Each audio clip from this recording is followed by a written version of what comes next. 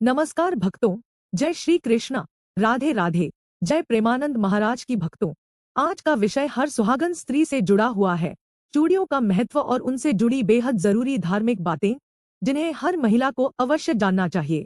भक्तों, हिंदू धर्म में शादीशुदा महिलाओं के श्रृंगार को अत्यंत पवित्र और पूजनीय माना गया है, और इस श्रृंगार में सबसे महत्वपूर्ण स्थान रखती है चूड़ियां। माना जाता है कि अगर किसी सुहागन के हाथों में चूड़ियां नहीं है, तो उसका सौंदर्य और श्रृंगार अधूरा माना जाता है।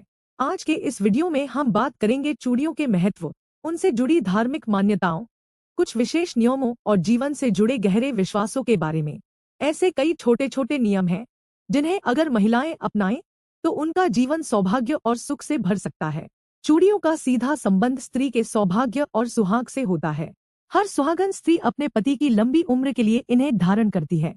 16 श्रृंगार में चूड़ियां एक प्रमुख स्थान रखती हैं। लेकिन क्या आप जानती हैं कि चूड़ियां पहनते समय भी कुछ नियमों का पालन आवश्यक होता है? जब भी आप चूड़ियां पहने उस वक्त दक्षिण दिशा की ओर मुख न करें, यह शुभ नहीं माना जाता।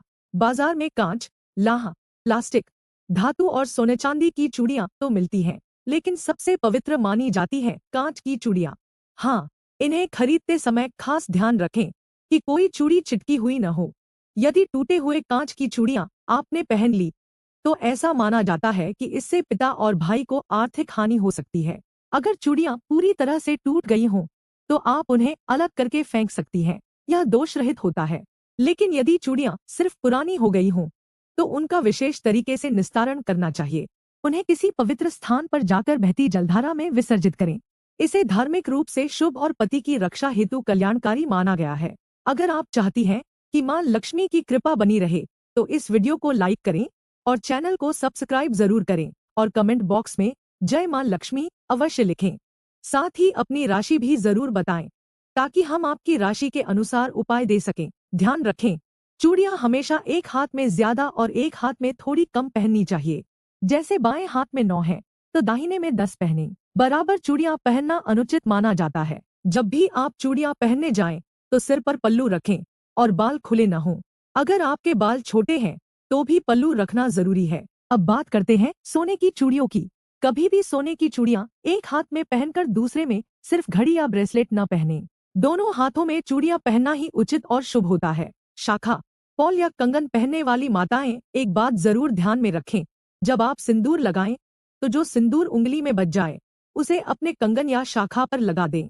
यह एक शुभ संकेत माना जाता है, जिससे सुहाग की उम्र बढ़ती है। अगर आप किसी कारणवश ज्यादा चूड़ियां नहीं पहन सकती, जैसे एलर्जी हो या असहजता, तो सिर्फ 2 चूड़ियां पहनें या सिर्फ शाखा पॉल धारण करें। यह भी उतना ही शुभ होता है।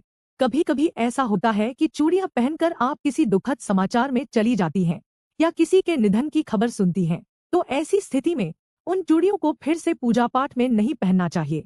वे अशुद्ध मानी जाती हैं। अगर आपने चूड़ियां पहनकर मांसाहार खा लिया है, तो फिर उन चूड़ियों को शुद्ध करके ही किसी पूजा में दोबारा पहने। लाह की चूड़ियां बहुत पवित्र मानी जाती हैं। यदि इन्हें पहनकर पूजा की जाए, तो स्त्री को अखंड सौभाग्य की प्राप्ति होती है। काले और सफेद रंग की चूड़ियां सुहागन स्त्रियों के लिए वर्जित मानी गई है। इन्हें भूलकर भी न पहने। पीले, लाल, हरे या गुलाबी रंग की चूड़ियां ही शुभ मानी जाती है। अपनी चूड़ियां कभी किसी और को न दे, और न ही किसी और की चूड़ियां पहने। इससे दुर्भाग्य को आमंत्रण मिल सकता है। प्रदोष काल यानी सूर्यास्त के समय कभी भी चूड़ियां न पहने। यह समय पूजा, ध्यान और संयम का होता है। जब भी चूड़ियां उतारें, उस समय अपने हाथ को खाली न रखें। कोई रंगीन कपड़ा या धागा लपेट ले, ताकि हाथ पूरी तरह से सूना न हो। चूड़ियां शुक्रवार को खरीदना बेहद शुभ माना जाता है, लेकिन मंगलवार को चूड़ियां न खरीदे। यह अकारण कलह और अशांति ला सकता है। चूड़ियां हमारे सौभाग्य की प्रतीक होती हैं और देवी मां को समर्पित होती हैं। इसलिए चूड़ियों का आदर करें और उन्हें इधर उधर न फेंकें। पुरानी चूड़ियों को किसी साफ डिब्बे या थैली में सहेज लें। एक अवसर मिलने पर किसी तीर्थ स्थान या नदी में विसर्जित करें। पीरियड्स के समय पहनी गई चूड़ियों को पीरियड्स के बाद बदल लेना चाहिए। साफ सुथरा होकर नई चूड़ियां धारण करें और फिर पूजा पाठ करें।